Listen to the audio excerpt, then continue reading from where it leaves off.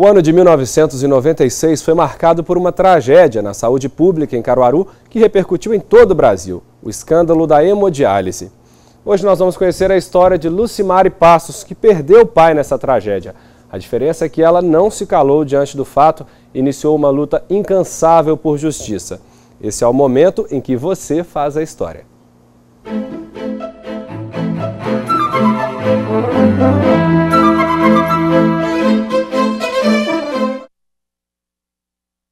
Como ocorreu, a forma como houve a contaminação, a forma como o poder público enfrentou inicialmente a questão.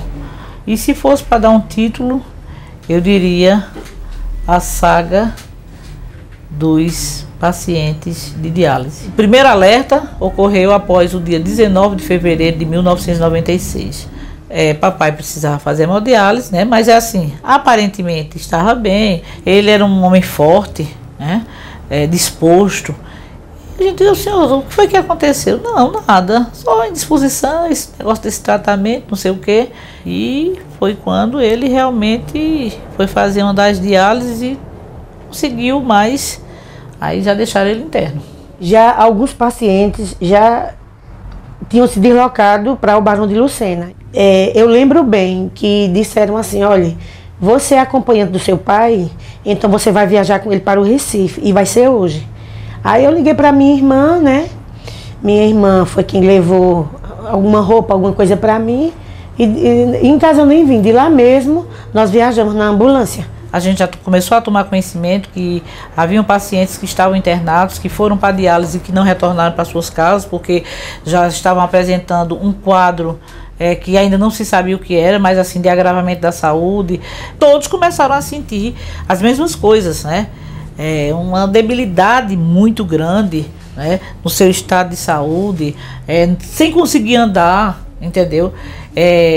Dores, a vista turva, entendeu? E daí não se levantaram. Teve momentos que eu fechei a janela da ambulância para não ver de tão veloz que a ambulância ia. E quando chegamos lá, já tinha outros pacientes, né, que já tinham chegado também nesse mesmo dia. Aí foi quando disseram lá, olhem, os acompanhantes, os pacientes vão ficar, mas os acompanhantes não podem ficar. Uma pessoa lá dentro do próprio hospital me orientou para que eu fosse falar com a assistente social. Como eu tinha várias pessoas ali, na mesma história, que não podia deixar os seus pacientes, e o que era que ela poderia fazer por nós. Então, ela disse, não, vocês vão ficar acompanhando os seus pacientes. Aí foi quando, eu lembro bem, que ela deu um crachazinho como acompanhante para mim e para os outros acompanhantes. Para mim foi um momento de martírio, entendeu?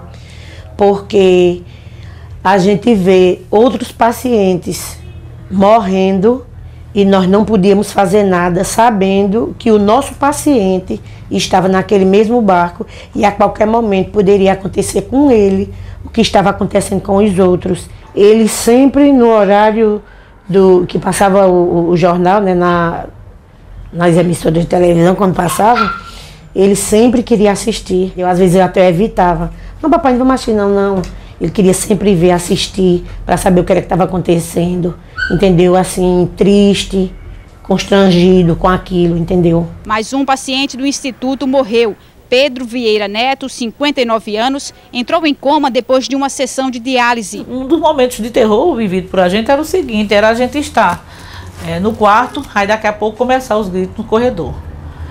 No corredor onde estavam diversos pacientes nas enfermarias, entre esse momento que a gente dormiu até, vamos dizer, a madrugada já tinha morrido 3, 4, 5. Então não era uma coisa muito fácil da gente dentro de um hospital dizer a ele assim, não está acontecendo nada não. E por que esse pessoal está gritando, chorando? Não, é porque é o seguinte, o pessoal está assustado.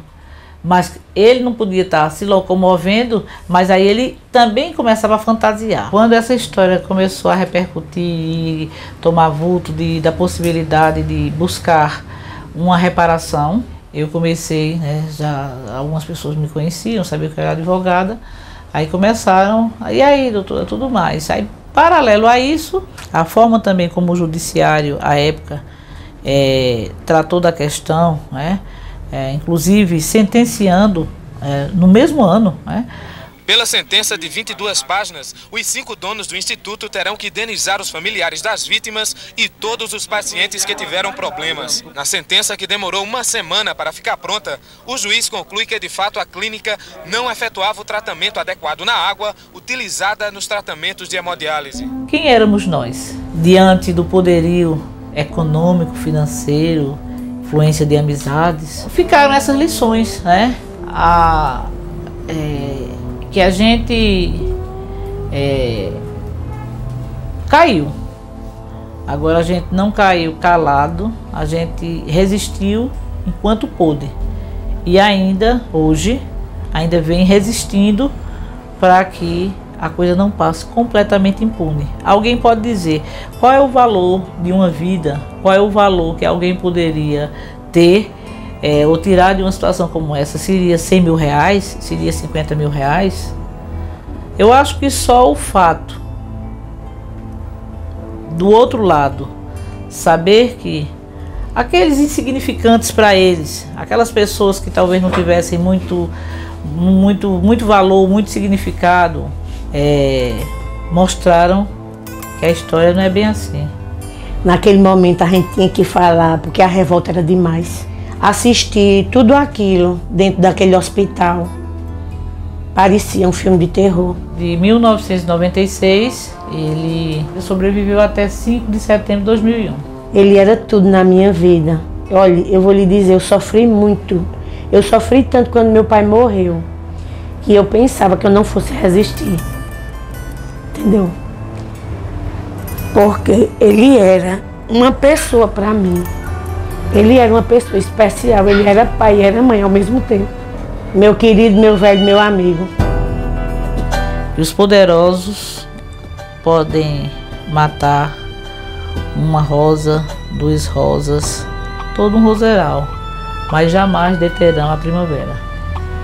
Então, a dinâmica da vida tem esses momentos.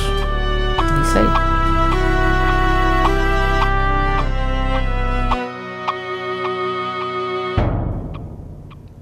Parabéns pela luta desta família. E com essa história a gente se despede da primeira temporada do quadro Você Faz a História, que retorna no dia 2 de julho, depois do período junino. Mas continue enviando a sua história para os e-mails tonemaciel@tvazabranca.com.br ou jornalismo@tvazabranca.com.br. A BTV Primeira Edição fica por aqui. Um ótimo início de semana a todos e a gente volta a se encontrar amanhã ao 12h05. Tchau!